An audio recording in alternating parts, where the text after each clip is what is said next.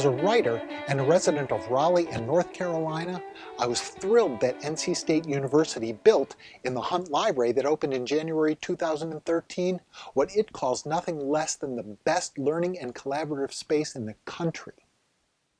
As a reader and someone who has loved books his whole life, I was a little concerned.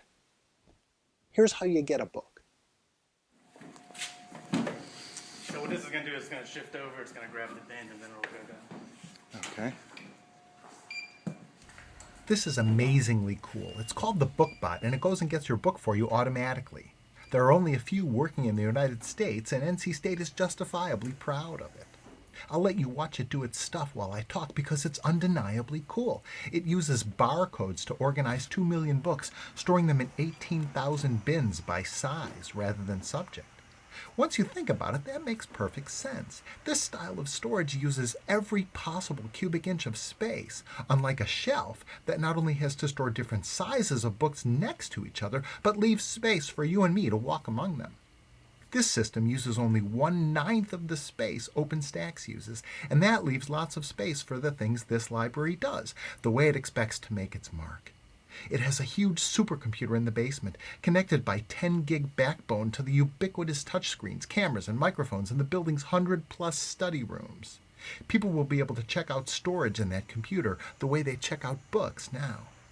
There are rooms for all kinds of high-tech sandboxes encouraging innovation and experimentation, again using the building's massive computing power. Well, the point is not the books anymore, They're important. We'll always say they're important. We're a research library.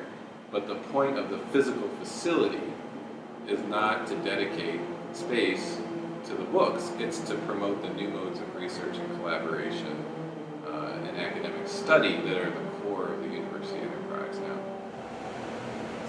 One of the most important discoveries of creating the model was what you're hearing in the echo there, that the space was reverberant. And that was really important because it's in the model looking at just this is an enormous space, it's just huge. And there's just this question is, if you're in the back of the courtyard, how are you going to hear anything that he's saying, right? And the answer was, well, it's reverberant, right? These are massive panoramas of places like the Coliseum or other places. We can actually through sound processing change the shape of this room, so we can lift it up and make it sound more like a dome, or like a closed-in room, or more like an outdoor space with the reverberance of, say, the Coliseum.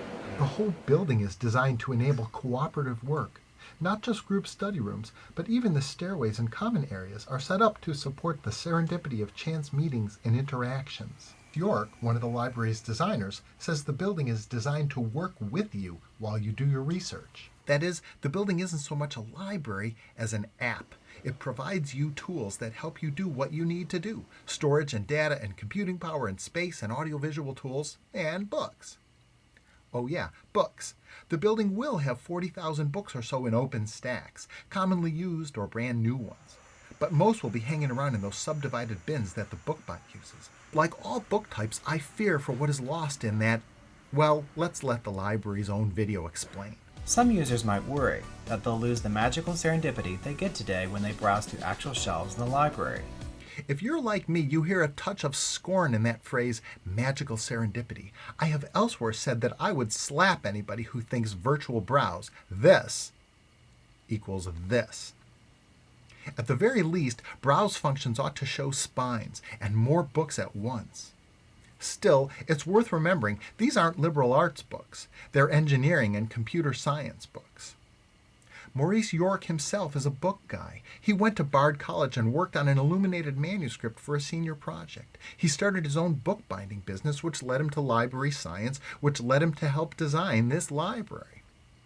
When designing the library, York and his peers considered their goal to make a library relevant to engineers and computer scientists, people who checked out of libraries 10 or 15 years ago.